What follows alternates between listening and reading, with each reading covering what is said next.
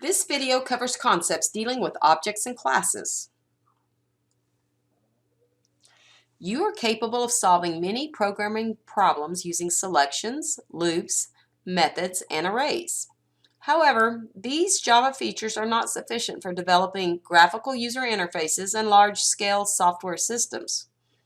Objects and classes are a fundamental component of Java. We have already created and utilized objects using built-in Java classes. An object represents an entity in memory and can perform tasks. Objects have two general capabilities. Objects can store data. The data associated with an object is stored in fields, which are also known as properties.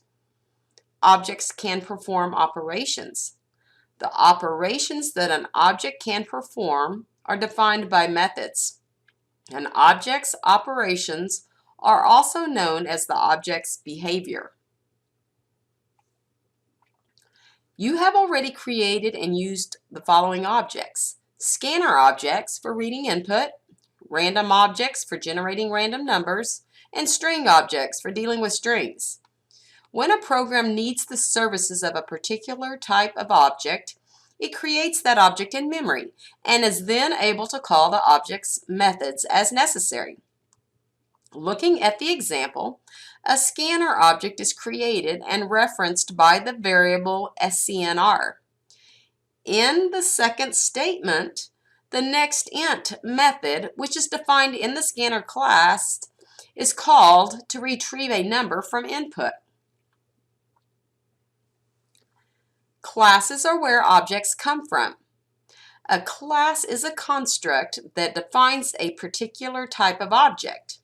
It provides a special type of method known as a constructor that allows the creation of objects from the class.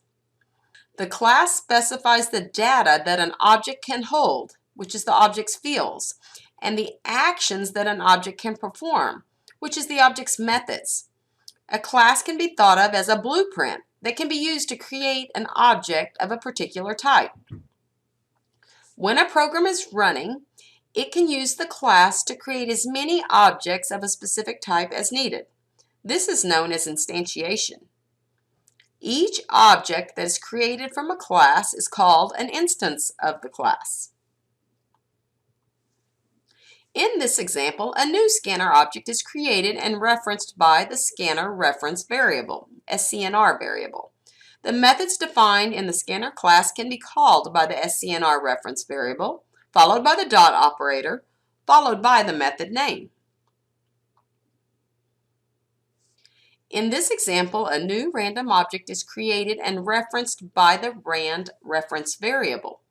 The methods defined in the random class can be called by using the rand reference variable, followed by the dot operator, followed by the method name.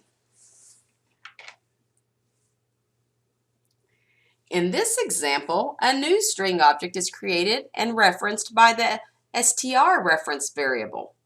The methods defined in the string class can be called by using the str reference variable, followed by the dot operator, followed by the method name.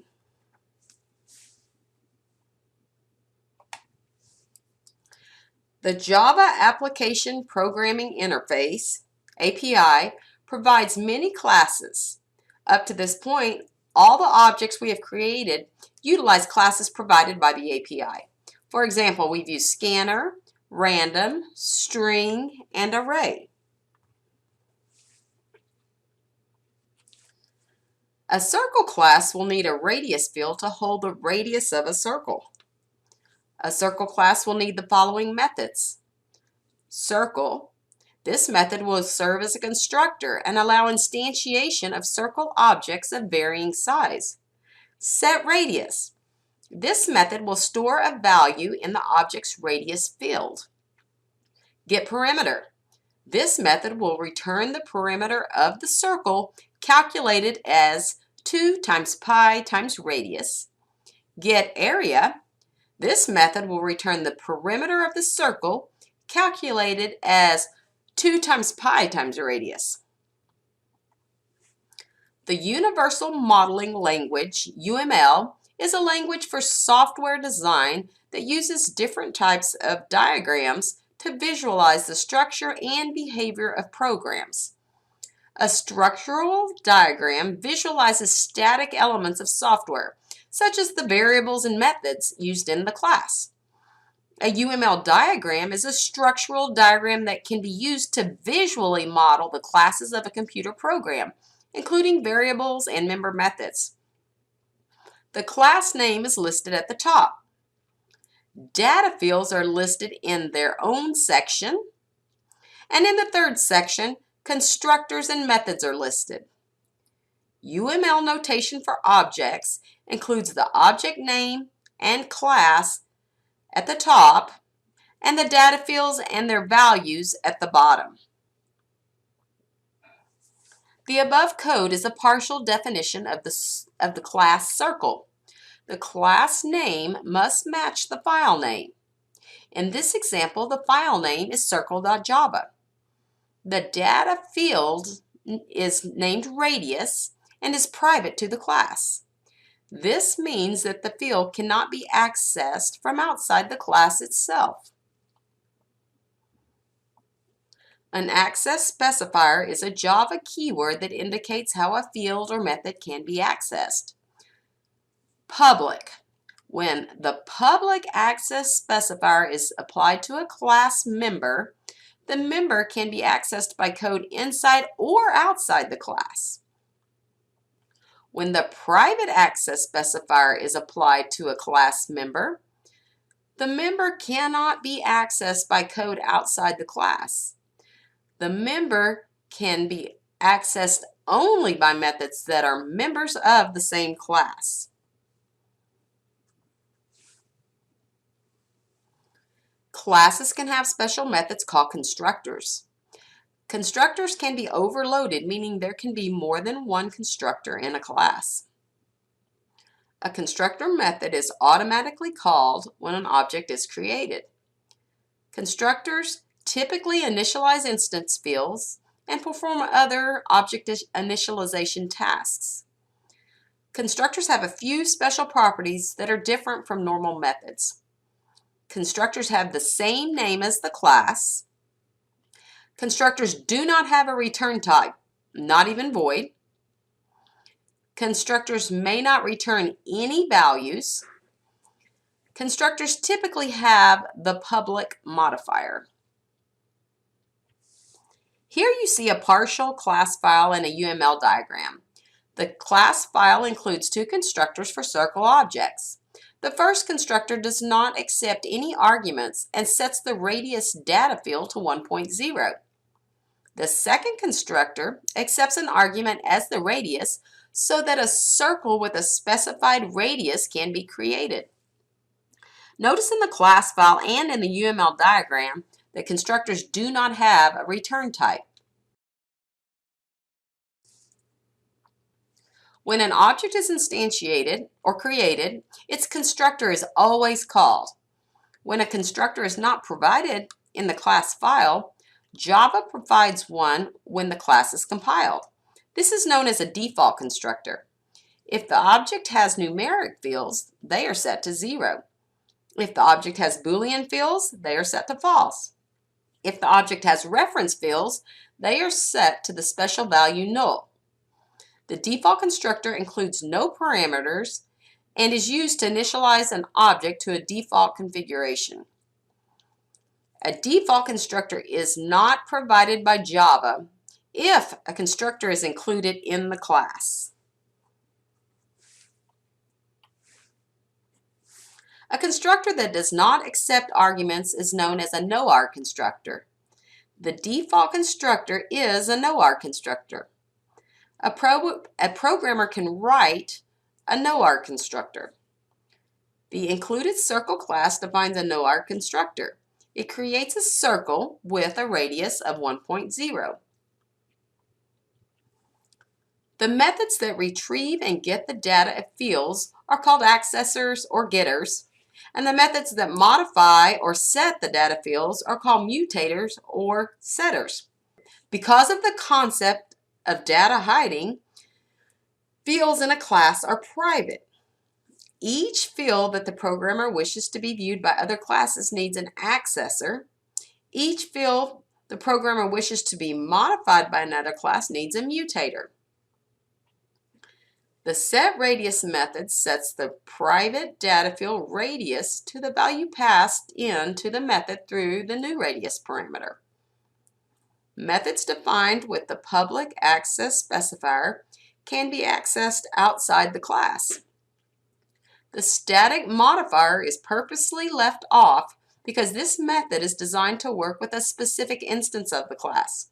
In other words, this method is called in conjunction with an object. Classes can have void or value returning methods. A class method can have a parameter list with a data type and the parameter name listed. If no parameters are specified, the parentheses must be included with nothing inside them. In this example circle class, the getRadius method is the accessor method.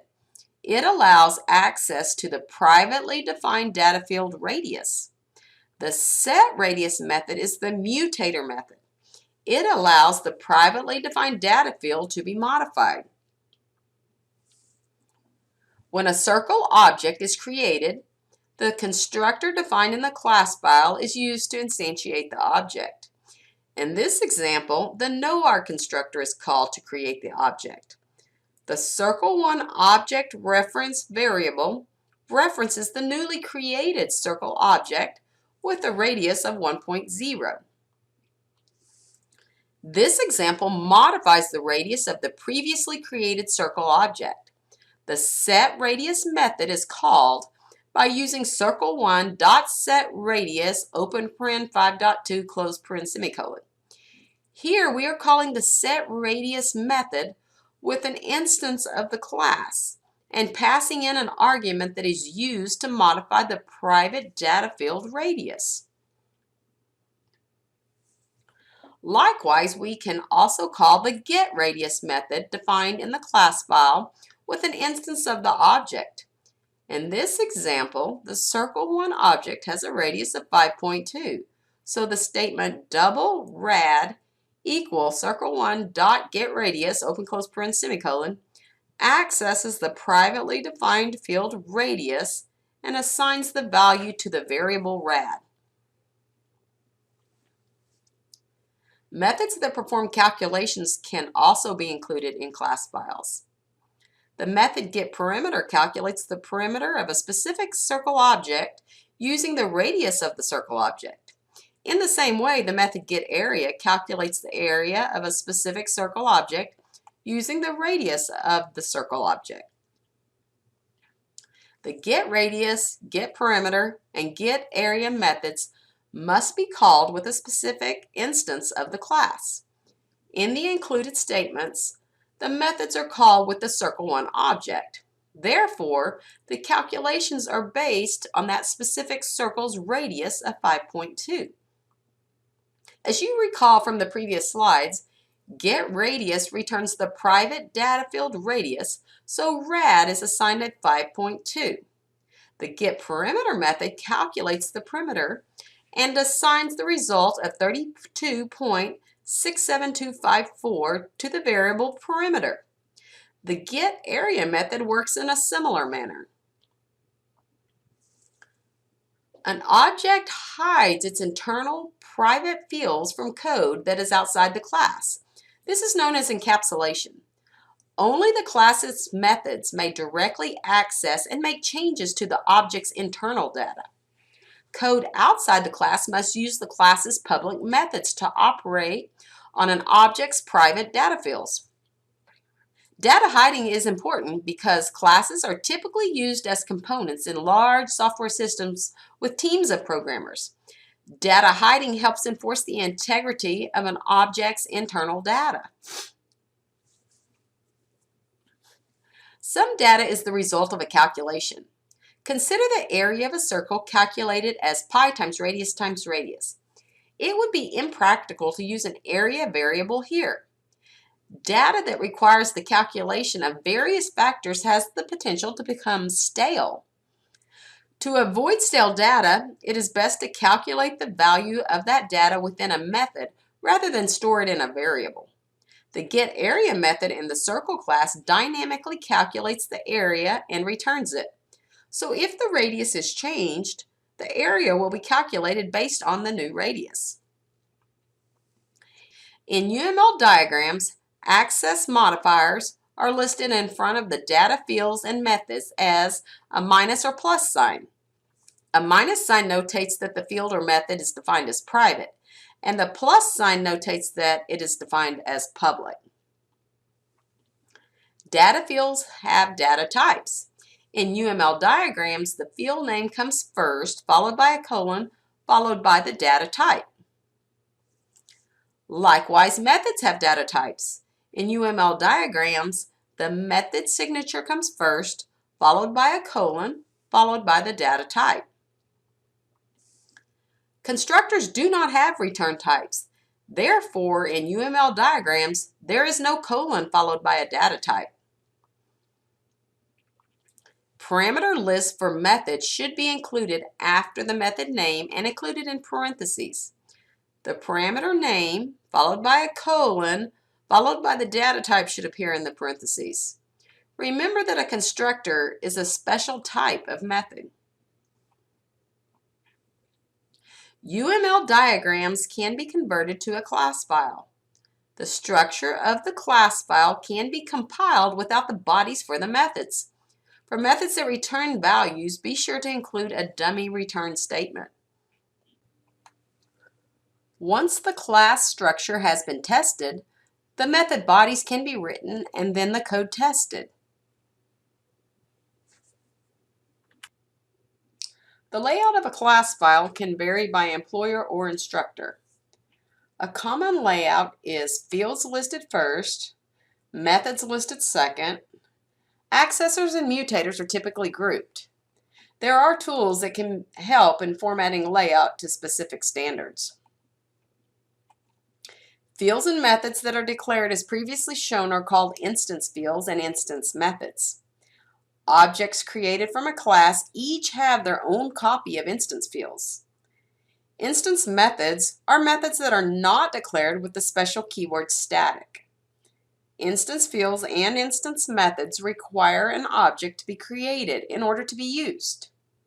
In the included statements, 3 circle objects are instantiated: circle 1, circle 2, and circle 3. The instance methods are called with the specific objects, so each statement is dealing with a different circle object and has unique data associated with it. On the right side of the slide, the states of the 3 circle objects, circle 1, circle 2, and circle 3 are shown. These objects are instantiated in the first 3 statements on the left. Once the circle objects are created, instance methods can be invoked that deal with each of the object's data individually. Circle 1.getRadius is dealing with the circle object with a radius of 1.0. Circle 2.getPerimeter is dealing with the circle object with a radius of 3.2. Circle 3.getArea is dealing with the circle object with a radius of 94.1. Reference variables can be declared without being initialized. Circle, new circle. This statement does not create a circle object, so it is an uninitialized local reference variable. A local reference variable must reference an object before it can be used, otherwise a compiler error will occur. In the statement new circle equal new circle 15.5, new circle will now reference a circle object with a radius of 15.5. Recall that when you pass an object as an argument into a parameter, the parameter variable receives a reference to the argument. This is the address of where the argument is in memory. As a result, parameter variables of an object type reference the actual object, and therefore the receiving method has access to the object. Two or more constructors may exist in a class, as long as their parameter lists are different. Two or more methods with the same name may exist in a class, as long as their parameter lists are different. Method overloading is important because sometimes you need to perform the same operation on different data types.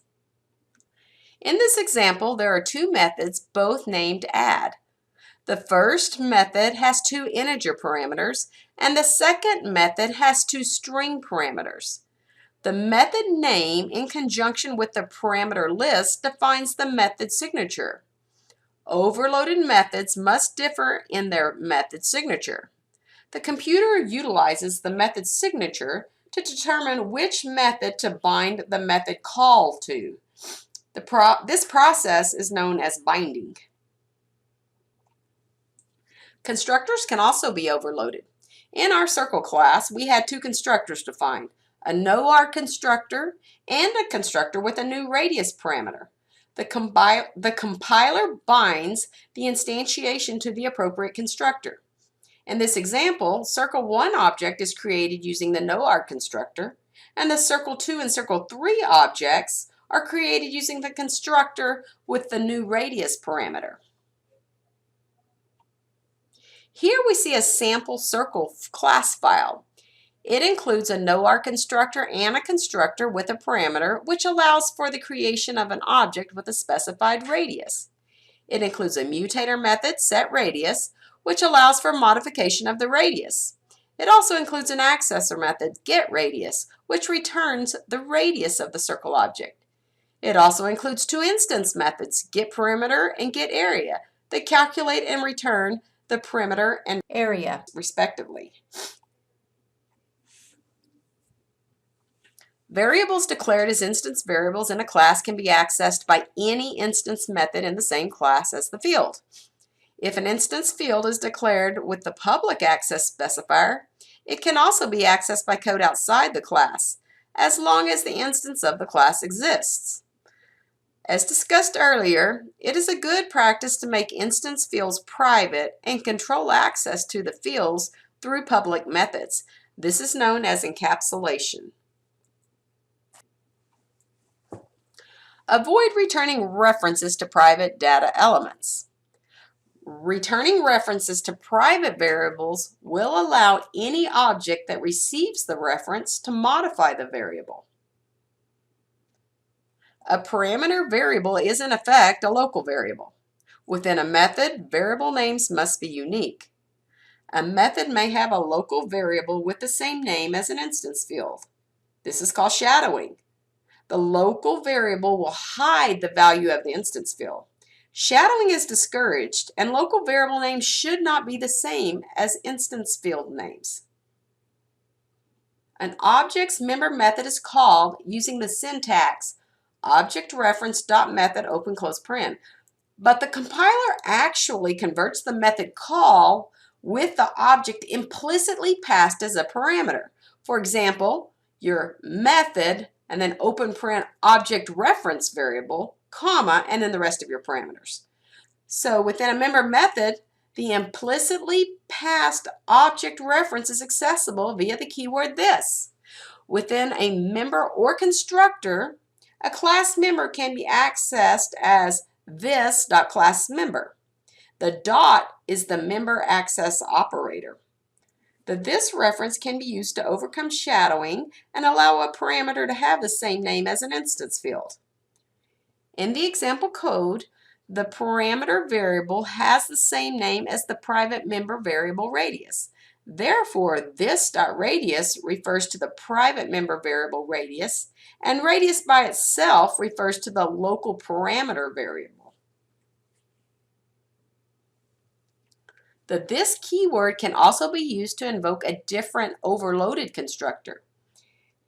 If the this keyword is used in a constructor, it must be the first statement in the constructor. In the circle.java class file, the No-Arg constructor calls the other constructor with the argument 1.0, which is passed into the parameter radius. so the object's radius is set to 1.0. In the thisexample.java file, my circle is instantiated by calling the No-Arg constructor, which calls the parameterized constructor with the argument 1.0. Therefore, my circle is a circle object with radius 1.0.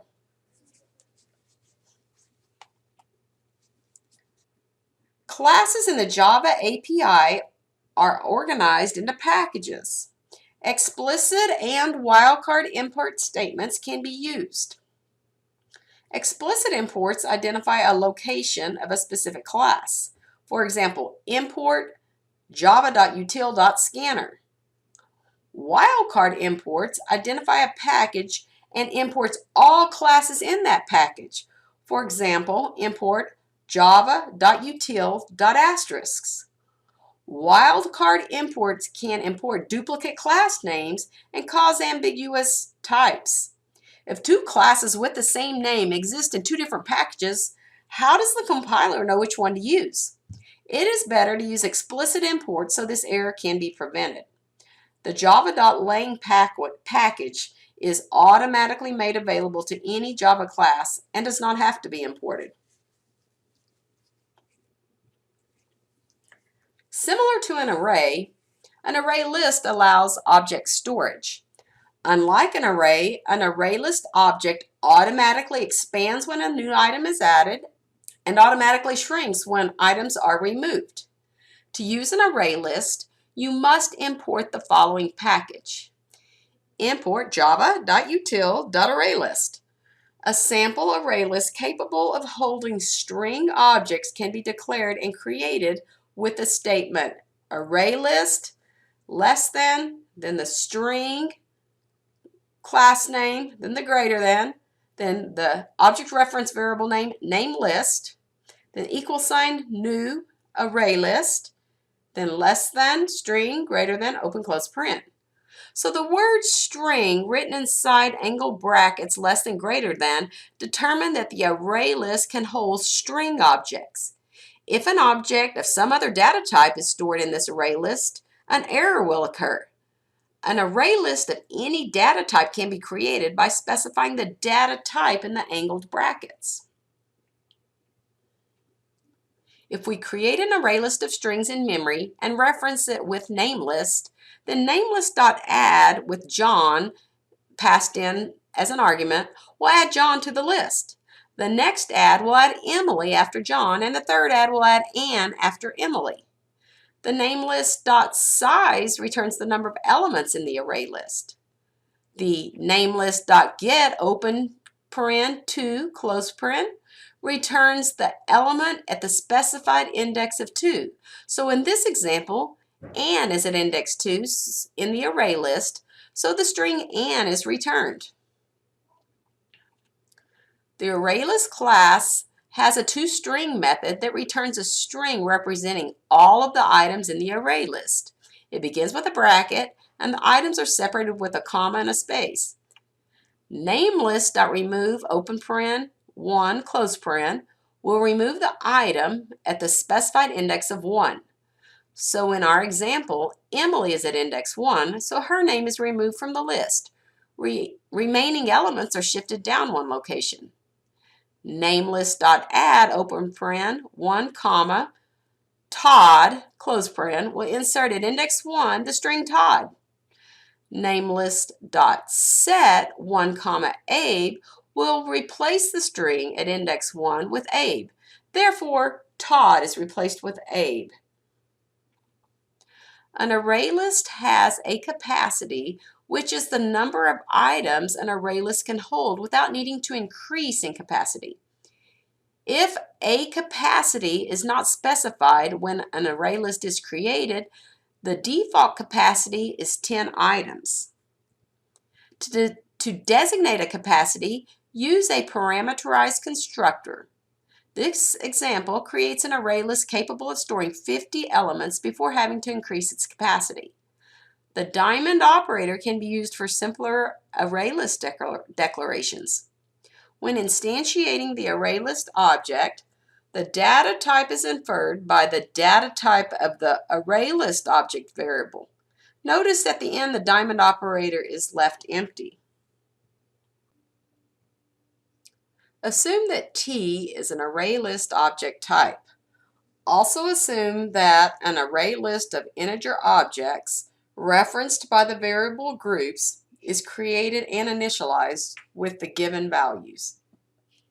In the table, the middle column shows the usage of each of the ArrayList methods, and the column on the right shows the implementation of the methods using the given group's ArrayList. The get method accepts an index as an argument and returns the element at the specified index. So, x equals groups.get3 gets the element at index 3, which is an 11, and assigns it to the variable x. The set method accepts an index and new object as arguments and replaces the element at the specified index with the new object. It also returns the object previously at the specified index. So, groups.set 0, 25 replaces the first element of 5 with a 25. The second statement, x equals groups.set 3, 88, assigns 88 to the element with the index 3. It also returns the element that was previously at index 3. So 11 is assigned to x. The size method returns the number of elements in the array list.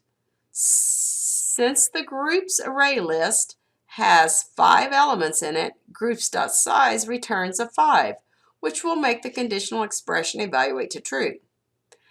The isEmpty method returns true if the array list does not contain any elements. Otherwise, it returns false.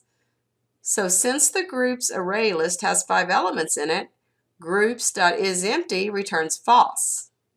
The clear method removes all elements from the array list. So groups.clear will remove all 5 elements from the array list, which will then have a size of 0. The add method accepts an object as an argument and adds it to the end of the list. The add method is overloaded and can also accept 2 arguments. The first, an index, which specifies where to add the second argument, which is the new element. So, assuming groups is an empty array list, then groups.add77 adds 77 as the first element in the array list. Groups.add88 will add 88 after the 77. So now the array list has 2 elements in it, 77 and 88. The array list now has a size of 2 because it holds 2 elements. Groups.add 0, 23 will add at index 0 a 23. The 77 and 88 are shifted to the right. Groups.add 2, 34 will add the 34 at index 2. This will insert the 34 at index 2 and shift the 88 to the right. After these operations, the size is 4.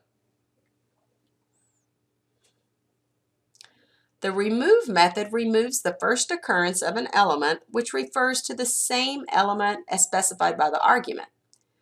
Elements from higher positions are shifted to fill the gap. The array list size is decreased by 1. True is returned if the specified element was found in the list. Otherwise, false is returned. The remove method is overloaded and can also accept an index as the argument. The element at the specified index is removed, and elements in a higher position are shifted back to fill the gap. Array list size is decreased by 1. A reference to the element that was removed from the array list is returned. Any type of an object can be stored in an array list. Assume that there is a student class file. This statement will create an array list made up of student objects.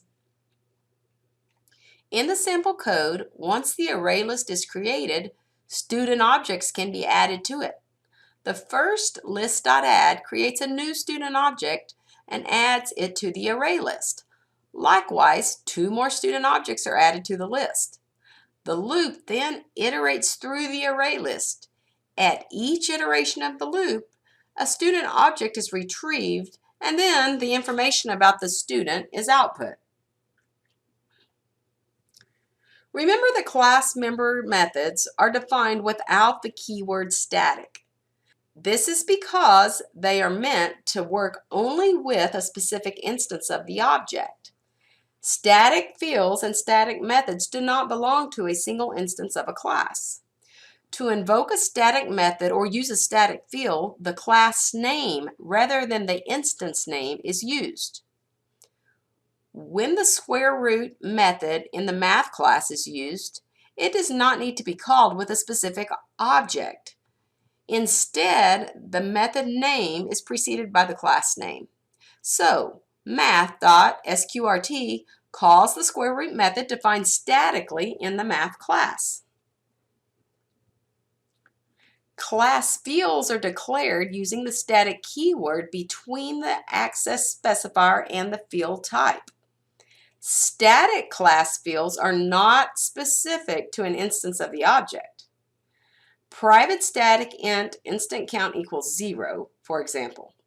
The field is initialized to 0 only once when the first object is instantiated. Regardless of the number of times the class is instantiated, the field is not reinitialized. However, each time an object is created, the static instant count can be incremented by 1.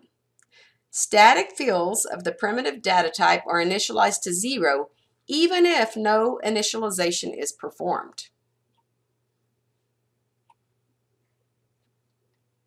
Methods can also be declared as static by placing the static keyword between the access modifier and the return type of the method. Assuming the following method is defined in the metric class, here we have public static double miles to kilometers. Okay, when a class contains a static method, it is not necessary to create an instance of the class in order to use the method. Use the class name in conjunction with the method name.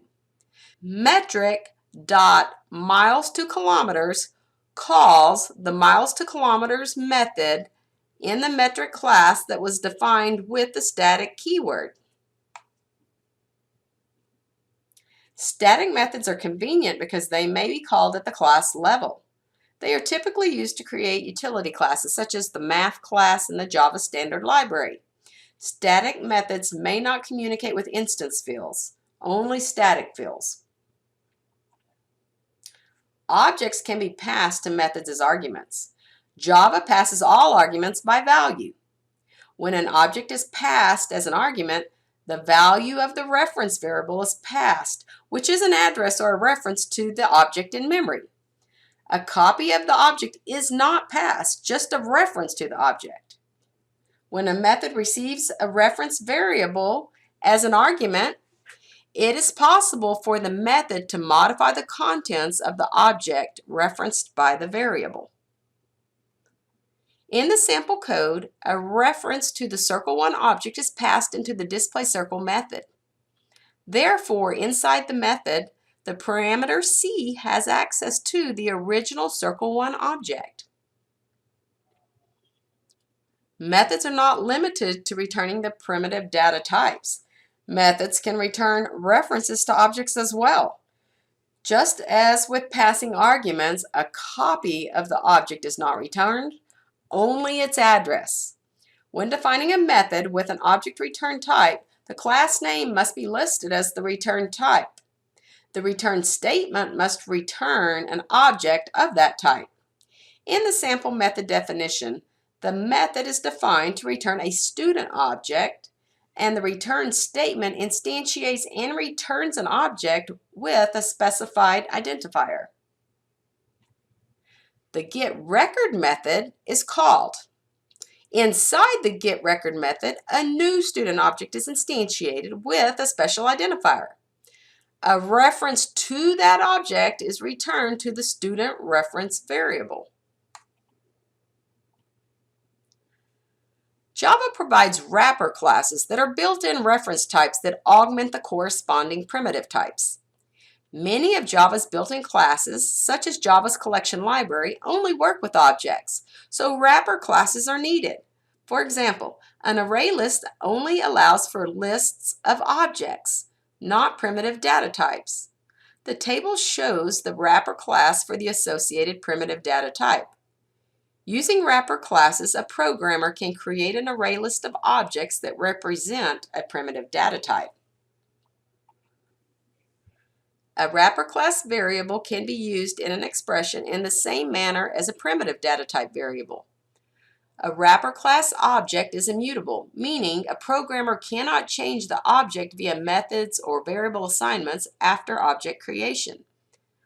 When the result of an expression is assigned to a wrapper class variable, memory for a new object with the computed value is allocated, and the reference of the new object is assigned to the wrapper class variable.